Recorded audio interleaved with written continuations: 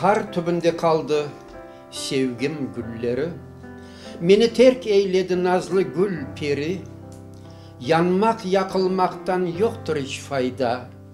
Feryat etsem bile kaytmayacak keri. Ночью падал снег, и мне снился ты. Белый-белый снег падал с высоты, и во тьме беззвездной, в сумраке морозном, засыпая, мерзли нежные цветы.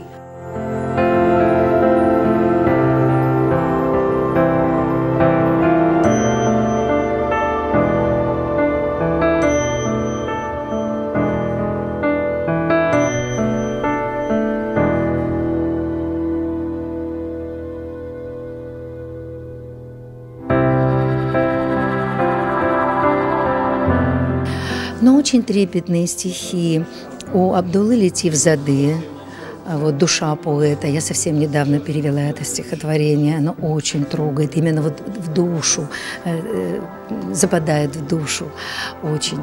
И, конечно, вот классик тоже крымско-татарской литературы, уже классик 20 века, это Бекир Чобанзаде. У него, конечно, печальных много стихов, но именно те стихи, которые трогают душу.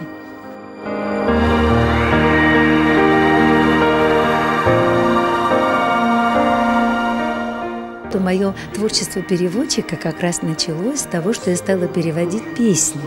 То есть Сервер Кокура писал музыку, допустим, на стихи Аблязиза Велиева. Получались прекрасные песни, такие как «Под снегом остались цветы любви» или там «Осеннее настроение». А я потом делала русский текст, как бы перевод, и эти песни звучали на двух языках. И с Сервером Кокура у нас, конечно, огромное количество песен, которые написаны непосредственно в мои стихи. Вышел альбом «Солнечный свет», где, по-моему, 15 песен, и все они почти посвящены Крыму.